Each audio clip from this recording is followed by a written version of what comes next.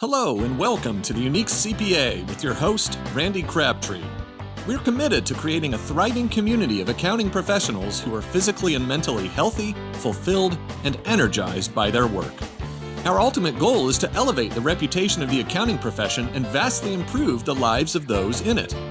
The Unique CPA is brought to you by Trimerit, the specialty tax professionals. Today, our guest is Chris Cocca. Chris is president of strategic sales, and his firm helps accounting firms and professional service firms grow and scale. Chris is also, we were asking, what's the right way to say this? But former CPA is the way he lists it. I know some people say inactive CPA.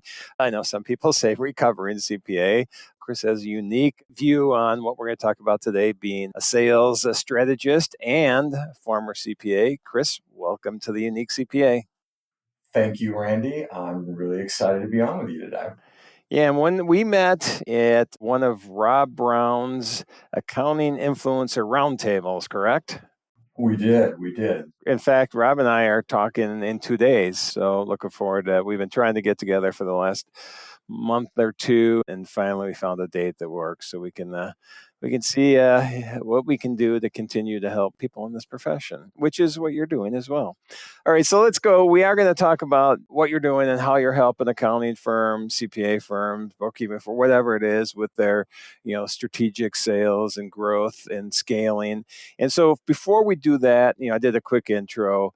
But part of this, I want you to introduce yourselves from a standpoint of you do have this unique perspective, being a CPA or, former CPA, and now the sales guru, which a lot of people will think don't mesh together well. It's not a skill set they think a lot of people feel fits together. Why don't you give us a little background on how you came into this role and got this passion for helping professional services firms? Sure, happy to. So I started my career as a CPA in public accounting back when it was the Big Eight. So that kind of dates me. You're before aging it was the yourself. Big Four. So right before all the mergers got together, and actually helped start a tax function at Hager Clothing Company, Hager Slacks, for those that have ever bought Hager in the past. I have. So young, started a tax function there with the help of people in public accounting. So really kind of cut my teeth.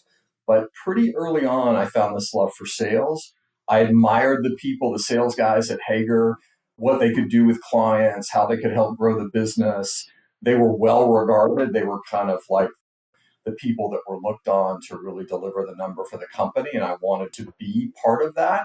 So I was able to move on to Frito-Lay headquarters in Dallas, Texas, and talked my way into a sales job. They hired me as an accountant. Little did they know I wanted to be a sales guy. And after a couple of years of proving myself there, I went to my boss and I said, "Hey, Deborah, I know this is going to be crazy. Probably nobody's ever asked this of you, but I really would like to get involved with sales." She opened the door for me. The rest of my career, kind of took a big tangent from accounting and finance into sales.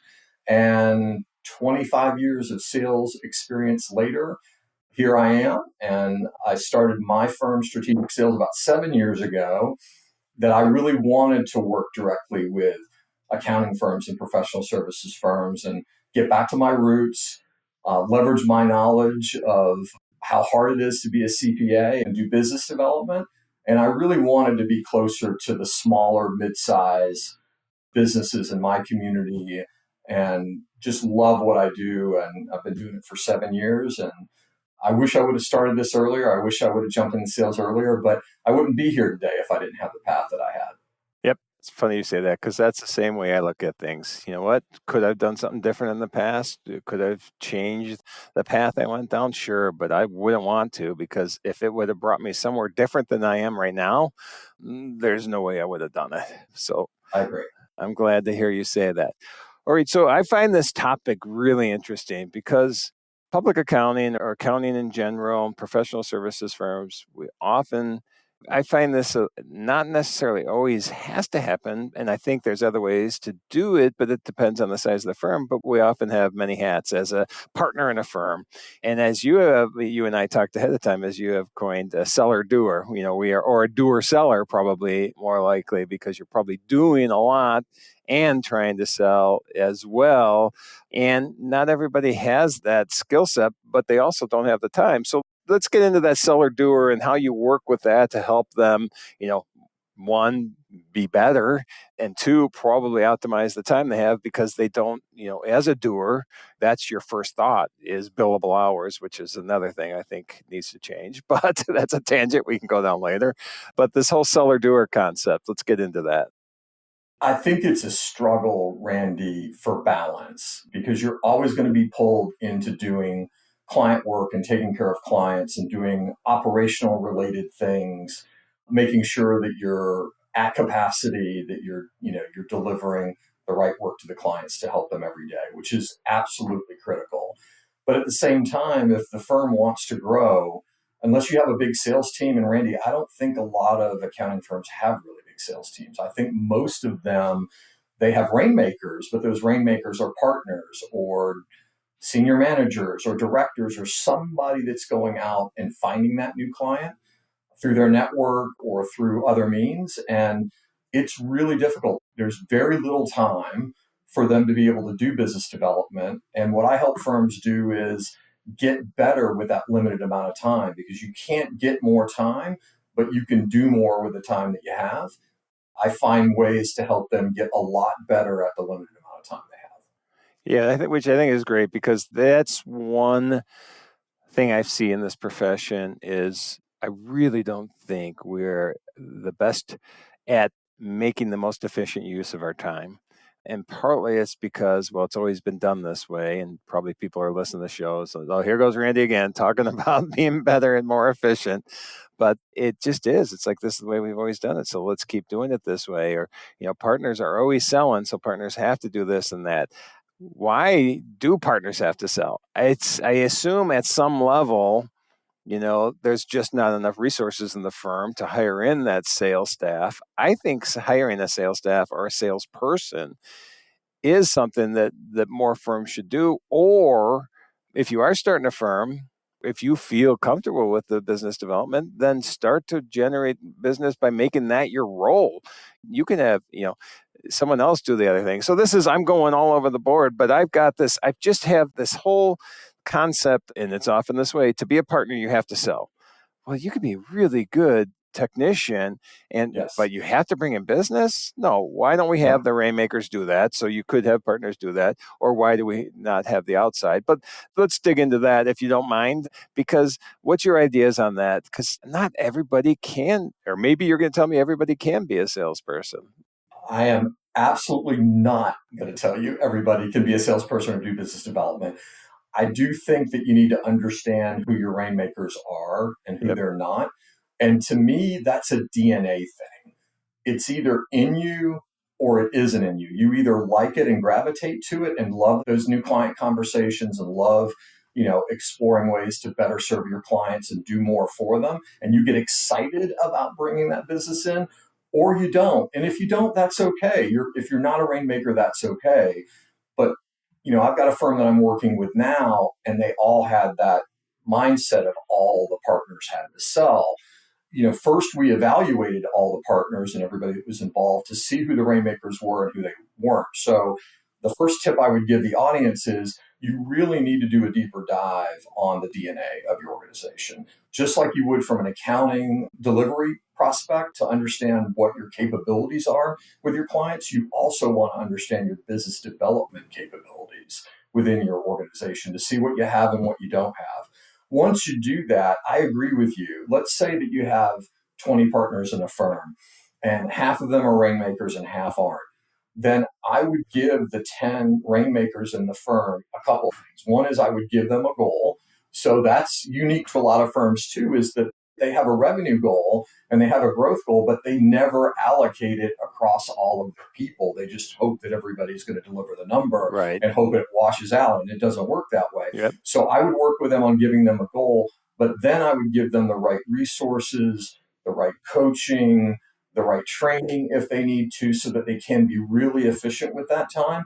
And what that will mean is they'll dedicate more time to business development, less time to client delivery, and the other 10 would rebalance the equation a little bit from a technical standpoint so that the firm continues to grow and everybody is operating in their area of genius, for lack of a better word. Yeah, no, I love that. And everybody's operating in their area of genius. And then I think the next thing to consider, though, is you've got 10 rainmakers out of 20, but who's the next 10 rainmakers in the firm that are at the manager level or senior manager level? Because a lot of those people have the DNA, but they don't have the coaching, they don't have the training, and they like to get in the game. And what I tell firms there is, hey, you've got to incentivize your partners and your managers to do business development. And it has to be meaningful. Because Randy, if you're a partner in a firm and I'm going to ask you to go do more business development or bring in more, and you do, and the firm grows, I should incentivize you based on that, based on your contribution. Similar to somebody that delivers a lot of great technical work, you're going to incentivize them for that. You should do the same for business development, all the way down to anybody in the firm that touches business development. Even if they're just originating a deal, even if they're just bringing in a referral, they should have some skin in the game. They should be rewarded for that. And I'm guessing in your firm that you do that, but you'd be surprised. A lot of firms really don't have a program like that. Yeah, we do. We're probably a little different from a standpoint that we leaned in early. I mean, our fourth hire was a business development person. And so we leaned in heavy from the beginning that, yes, first year business, I did pretty much all the sales and we did very well with a business, but it's not really my skill set. I can build relationships, I can meet people, I can explain what we do, and then I hand them off to somebody that closes the deal. And so I think we're unique there. I want to go back to that. I love what you said, area of genius, because I've been talking about this concept a lot lately. And I don't use the word genius. I've been using skills, but I might steal your area of genius. But in addition, not only your area of genius, but your area of passion. I want both of those together because then you are in the role you should be. If you're good at it and you love it, what can get better? And so I think what you said earlier is that at every level and every person in the organization, I think you need to seek this out in that area because You're going to be an efficient machine if people are doing what they love. And that goes with business development. That so many people would put the check mark on the hate it part of that, I'm sure. And when you find that's okay. Yeah, exactly. And it should be. I don't know if every firm actually realizes that's okay. And that was the question I want to ask. When you do go in and you start consulting with a firm and you find who the rainmakers are, I'm assuming firms probably aren't the best at figuring out ways to put the incentives on that compared to, hey, I need X billable hours. Is that a struggle sometimes when you go into firms to make that transition from, hey, they don't have to have as many billable hours because look at the business they're bringing in? I think it's a difficult transition, but it starts with, do they really have a growth goal? Because if they do, they know they're going to be bringing in more clients, more work. They've got to be prepared to execute it. So there's an operational end to this as well. Like if you're the COO or the person that makes sure that you're hiring the right people, you really need to be hiring ahead of this work coming so that you can stay balanced and you can make sure that if somebody closes a nice big client, you've got the team ready to go to be able to do that work in addition to all the clients that you already have. So I do think that there's some planning between business development and operations that has to happen. And then there is a pivot to taking the rainmakers, putting them in a better position and asking them to spend maybe a little bit more time. Maybe they were spending 5 hours a week and you need them to spend 10 hours a week or whatever the case may be. We'll figure that out. But in order for them to spend that extra time, that means that they might not be signing off on audits or signing off on tax returns or delivering consulting work or whatever they need to do. And they've got to develop the team underneath them to be able to do that work that they're selling. Okay, and is that part of it? Because one of the things that we've talked about before we start recording is the efficiency end of business development. And so that they still probably have the mindset of, I need to get work done too. So are there like specific tactics that you work with people to make this business development as efficient as possible? There are. I'd say there's a couple of like really big areas for them to get more efficient. One is my mantra with all my clients, especially accounting firms, is get to know faster, the word NO. Uh-huh. So if you're not going to win the deal, get there as fast as humanly possible. Don't let it drag out. Don't let it linger well past the proposal stage. And in many cases, you shouldn't even be doing a proposal for a lot of the no's. Okay. You should disqualify them a lot Yep. earlier. It could be that you're not qualified to work with them, but Right. more often it's not going to be a fit, for them either. And if you can get to know faster, you'll get all of that work out of your pipeline. You'll reduce your hours, and then you can focus on the things that you really can close. So firms really have to get clear on the sales process. Like that's a big part of what I do, Randy, is most firms do not have a repeatable business development process for their partners and their teams. So let's get that fixed so that you know how to execute it, you know how to get to know faster, you know how to get to yes faster, because that's the flip side. Even the deals that you're winning, they may be taking you 90 days, 120 days. You can close those deals a lot faster if you follow the right process and you get to the right information and you deliver the right proposal at the right time. There are ways for you to take that 90-day cycle and get it down to 70, 75 days or less, and just think about how much time that gives you back to do more client work or more business development or more whatever. So that's where the efficiency comes in, is doing a better job of qualifying and disqualifying, and do a better job throughout the sales process from lead all the way through winning or losing the deal to shrink the sales cycle. Those are two really big levers to pull to get Nice. more efficient. That's nice. And I'll ask you a question. Sorry, I'm laughing ahead of time. So we had a business development person once here, and I always said, he doesn't take yes for an answer. I mean, do you ever run into that? I mean, it's already yes, and he's still selling, and still selling, and still selling. I'm like, Bill, they said yes. I run into that all the time, especially with business development people. And it's really just a training and coaching thing. And so I'm going to flip back to what you said about, you've hired business development people successfully. Many firms haven't. They've tried it. I'm sure you know of a lot of firms, they've hired one or two or three people and they have this carousel Yep. of business development people in and out. And it is a huge investment. It is a very big investment. If they're not bringing in 7, 8, 900,000, a million or more a year, it's hard to justify their job because they're not inexpensive people. Right. They're one of the more highly compensated people you will have in your entire firm outside of the partner level. So what I would say is, you've got to have a performance management process to go with a business development process. And you have to have business development leadership. And the firm that I'm working with now out in Seattle, they recognize that they wanted to do all the things that I'm helping them to do, but then they really needed development of their leadership, because their leadership is focused on client work and capacity and utilization and technical prowess and all of those things, but they've never been sales leaders. Never. So how do you just wear that hat that you've never worn before and actually lead and coach a salesperson when you've never been a sales leader? And that salesperson, contrary to popular belief, where you think you can just wind them up like a doll and let them go and then they're going to come back with business, they have to be managed, they have to be coached, they have to be developed, and it has to be something that's specific to what they do. You can't coach them like you would coach a audit manager. It's two different animals. Yep. You really have to understand that. So I help firms either find that leadership, or maybe the managing partner is going to be that leader or is wearing that hat, and I help that managing partner be a much, much better leader in business development. Yeah, that is a great point, because in reality, I've got that story where, I told you we hired, number 4 employee was a business development, and we hired someone else shortly after who was in business development, tried to set him up as a sales manager.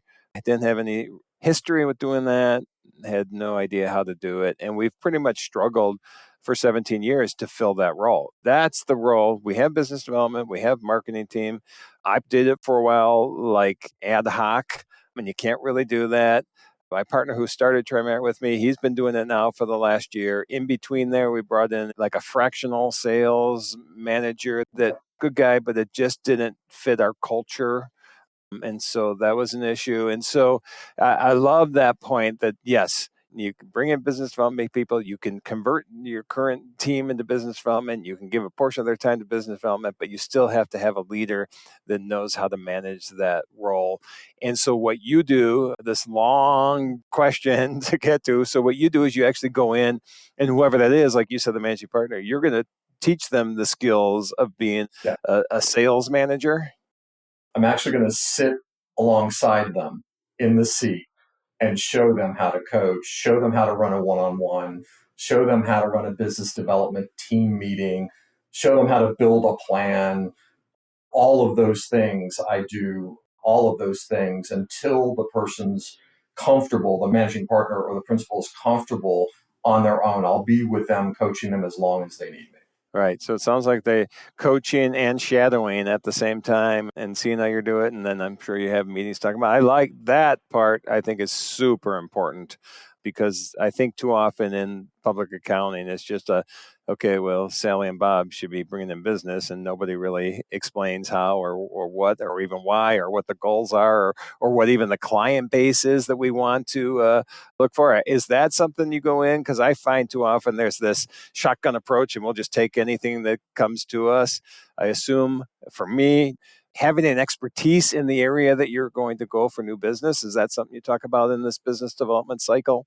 It is. So the process that I've developed for firms is called Evergrowth. And part of this unique process with Evergrowth is building a playbook for everybody on the business development team, including partners, so that they all see the ideal client the same way. They all see the ideal work the same way. They understand how to attract the right clients and how to win the right clients. They understand how to expand the current clients that they have. I think a lot of firms struggle with that as well. That's sort of a tangent, but I call it white space, Randy, where let's say your firm does 5 core services, and for your top 100 clients, you maybe do 2 or 3 on average. Could you do the other 2 or 3? Maybe not. Do you have a process for it? No. If you do identify the opportunity, do you know how to do the right discovery and get to the right needs so that you can unlock that value? Maybe not, depending on who you are and how good you are at it. So there's a whole other part of growth to unlock with that process, but it all goes back to what work do you really want to do? What are you great at? What are your differentiators? That's part of the playbook too, Randy, is what should your story be? What are your differentiators? What's your value proposition? Which is really hard in accounting, because accounting firms can argue that they all sort of do the same thing. So if they all sort of do the same thing, then it's a race to the bottom on who's the cheapest at the same thing, right? And that's probably a whole nother podcast. But you really need a playbook so that everybody is laser focused on how to go get that niche they really love to do, how to go penetrate that vertical. Maybe they're experts at government contracting, or they're really good at CAS work with family offices, or whatever their niche is. How do you really put a playbook together so that everybody's kind of marching to the same beat and they have a common language, a common process, and a common purpose on really going and serving those clients? Yes, and congratulations on saying niche. It is important. It is important. You've got to have your thing. That's why I've worked with every type of business to business firm and company that you could think of, but I'm really focused and dedicated to accounting firms and professional services firms. That's my niche. Yeah, which is perfect. I think that just makes things so much easier when you're looking to grow, when you're looking to expand, when you're looking to show the value that you bring because of your expertise. And I think that's a huge part of the sales. All right, I think this has been awesome information. I'd like to keep going, but we are at about that stopping point. So I think we're at a good wrapping point too. But really, when people hear this and we're talking about business development and things that you should be doing and niche, and making sure that people are in the right role too when it comes to sales or whatever their role is in the business. But if listening to this, somebody says, yes, we're ready to take our business development to the next level, what do we need to do? Is there like a key first step, or how would you explain what the next steps are to somebody? I'm going to cheat and give you two Okay, instead of that's one. good. That's good. So start with doing a really good assessment of the business development DNA of everybody that does business development and the entire organization. Yes. And the tool that I use that I think is absolutely best in class is called Objective Management Group. So I'm trained and certified in that.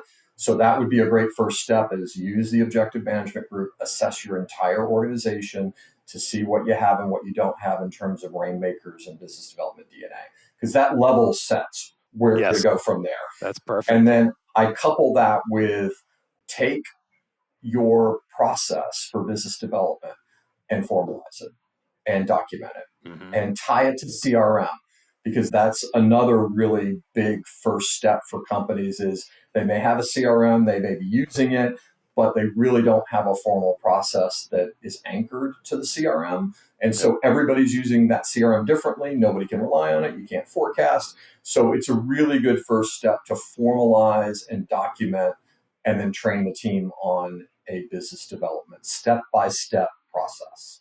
Nice. And that's where I lose my skills as a sales leader, the process end of things. Processes are not a skill set I have. So I can understand you're not alone, Randy. You are definitely not alone there. All right. That's why, and Andy, who is now managing the sales team, he is a process person. So at least hopefully that goes well. But we are actively looking for that to fill that role. I've heard that, and it'll be a key part of the next level growth that you're trying to get to in the firm. And it'll be one of your key leaders eventually. Like I would tell you this, that hire somebody in that role that can also be on your leadership team. Yep. You want them to be a thought leader in your firm. They're going to be really important. So when you're trying to find that right person, find somebody that's going to be a great cultural fit, a great fit with your leadership team, and then a great sales leader. Yeah, no, that's good. So thank you for that. But before we end, a couple final questions, and I think I might know one of these answers. But we've been talking about business and business development and accounting firms and sales. But when you're not thinking work and doing work, whether you're outside of work passions, what do you like doing when you're not the strategic sales guru? I've been happily married for 34 years to my wife, Missy, and we both have a passion for wine. And we love to travel. And so if there is a great vineyard to see in Napa or a great winery to visit in Oregon, we will probably try to seek it out and make that trip, because it's such a great experience. Wine is so social, it's so personal, and the people that create it are amazing people that, I love meeting them as much as I love the wine, is meeting the winemaker, meeting the families that create these great wines. So love to travel for wine and spend quality time with my wife. That's awesome. Those are great things. My wife and I are also wine travelers. In addition, I'm a beer geek too, and both of those go together the way you said, with just the people and the experiences and getting to know people. And just a quick story, because it's my show and I can do this. My wife and I are currently in Sedona, Arizona, and we went to a distillery 2 days ago. Sitting at the distillery, somebody at the table next to us was talking, and I heard him say he lives in Northern California. My wife and I are going to be in Sonoma County next week, and ends up he's in Napa. His wife is the hospitality manager of a large winery that we probably all know out there in Napa. And just by, talking to the guy while you're sitting having a drink, he's already going to set up like this private tour of this winery for us. He's also a cicerone, which is the beer version of sommelier. So, and I'm a big beer fan. So he and I are going to try to get together and share a couple beers when we're out there. So you meet really cool people. And maybe that's not the right way to say it, but associated with alcohol. And it's just been a lot of fun. Yeah, I'm so jealous. I'm so jealous. So you'll have to tell me all about it because it sounds like a great connection. Yeah, it'll be fun. All right. And then final thing, Chris, because this is all really important information that I think every firm should be looking at. Even if you're one person firm, you have to have a plan for business development and growth. And so if anybody wants to find out more information, get a hold of you, see what you're doing, where would they look? So they could find me on LinkedIn. I'm the only Chris Cocca that I know of on LinkedIn.